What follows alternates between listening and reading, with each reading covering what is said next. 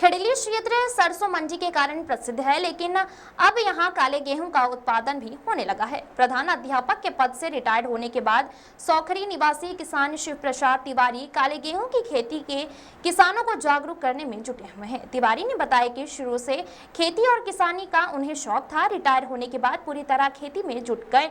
पत्नी डायबिटीज से पीड़ित है और रोजाना दवाइयां लेने पर भी ठीक नहीं हो रही थी। वहीं पत्नी का शुगर लेवल भी ज्यादा आ रहा था।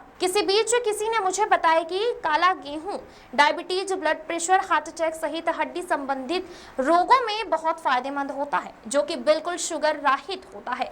काले गेहूं को लेकर काफी समस्या आई। बाजार में भी यह काला गेहूं नहीं मिला, जिसके बाद मैंने स्वयं निश्चय किया कि काला गेहूं खुद लेकर आऊंगा।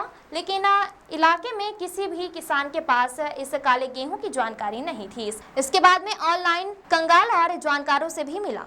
इसके बाद पंजाब से इस काले गेहूं के बीज मंगवाए। उन्होंने बताया कि उनके द्वारा 1 बीघा खेत तैयार कर नवंबर के पहले सप्ताह में काला गेहूं बोया गया था। सामान्य गेहूं में 4 सिंचाई पर्याप्त रहती है, लेकिन काले गेहूं को लेकर पहले ही जानकारी मेरे द्वारा जुटा ली गई थी। इस गेहूं में ज्यादा नमी की जरूरत होती है, इसलिए फसल में 5 बार सिंचाई दी गई। नमी बनाए रखने के लिए देसी उपाय किए गए। इस दौरान रासायनिक सहित उर्वरक चीजें काम में ना ही ली गई। बाजरा लेने के लिए खेत में गोबर खाद पहले से ही लगा हुआ था। बाकी ज्यादातर प्रक्रिया सामान्य गेहूं उगाने की तरह ही है। दुकान में गेहूं और परंपरागत सरसों की खेती करते आ रहे हैं। किसानों ने मेरी फसल देखी तो हतप्रभ रह गए।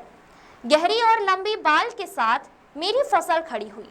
तिवारी ने बताया कि वो काले गेहूं की रोटी सबसे पहले परिवार में इस्तेमाल की। 1.5 माह पहले ही पत्नी का ब्लड प्रेशर, शुगर कंट्रोल हो गया। उन्होंने बताया कि अब मेरे द्वारा दूसरे किसानों को भी औषधीय गुणों वाला काला गेहूं उगाने के लिए प्रेरित कर रहा हूं। उन्होंने बताया कि उनके द्वारा इस काले गेहूं के बीज भी उपलब्ध कराई जाती हैं, यहाँ तक की विधि भी बताई जाती है। हालांकि इस बार मार्च के मौसम के चलते थोड़ा नुकसान हुआ, लेकिन तब भी करीब 40 मन उत्पादन हुआ है। इधर इन्होंने बताया कि यह गेहूं बाजार में और गेहूं के बजाय 3 गुना अधिक कीमत में बिकता है। आपका नाम? क्या करते हो सर? क्या करते हो? मैं प्रिंसिपल से रिटायर। अब क्या करते हो? अब खेती बाड़ी करता हूँ। आपने जो काला गेहूं उगाया है उसका क्या उद्देश्य है? मेरा उद्देश्य सिर्फ यही था कि मेरी मिसेज डायबिटिक थी, 400 साढ़े 400 रैंक थी।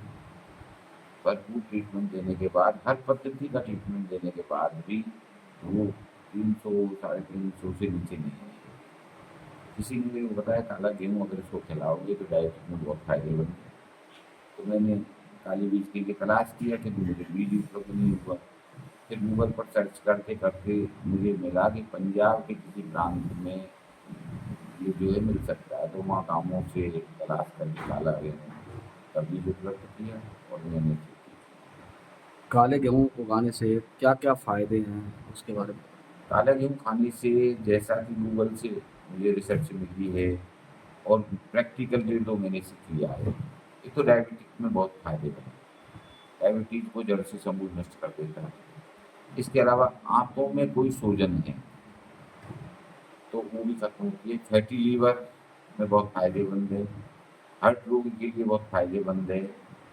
इसके अलावा यदि आंतों का कैंसर है, जैसा मुझे गूगल रिसर्च से मिला, तो आंतों के कैंसर को भी ये काला गेहूँ खत्म करता है। कितने बीघे में आपने काला गेहूं किया और किसानों को कैसे मोटिवेट करोगे अब आगे काला गेहूं के लिए? क्योंकि मैंने तो घर की आवश्यकता के लिए पैदा किया था उस समय, करीबन 1-1.5 बीघे 2 बीघे में, और उससे मुझे उपज तो अन्य जो सामान्य गेहूँ के बजाय कम हुई, किंतु मार्केट में जो भाव के हिसाब से अगर एवरेज लगाएं तो उससे ज़्यादा बेनिफिशियल है। और किसानों से तो मैं यही कहूँगा कि निश्चित रूप से वो ज़्यादा से ज़्यादा काला गेहूँ पैदा करें, जिससे इस समाज में जो बेचारे गरीब लोग विभिन्न बीमारियों से ग्रसित हैं उन्हें राहत मिल सके। कैसे आइडिया आया आपको ये काला गेहूं उगाने का? काला गेहूँ उगाने के लिए मुझे जो आइडिया मिला वो मुख्य रूप से किसी ने मेरे को बताया था, और बताने के बाद गूगल सर्च वगैरह में मुझे मिला कि तो वास्तविकता में डायबिटीज के लिए बहुत फायदेमंद है। तो मैंने भरकस प्रयत्न करके कोशिश से एक बार तो मैं थक गया जब बीज नहीं उपलब्ध हुआ, और मुझे तुरंत रामधारी सिंह दिनकर की एक कविता याद आ गई है कौन विघ्न ऐसा जग में टिक सके, आदमी के मग में मानव जब जोर लगाता है, पत्थर पानी बन जाता है। उसको उद्देश्य मानते हुए मैंने भ्रमण किया, भ्रमण करके काला गेहूं का बीज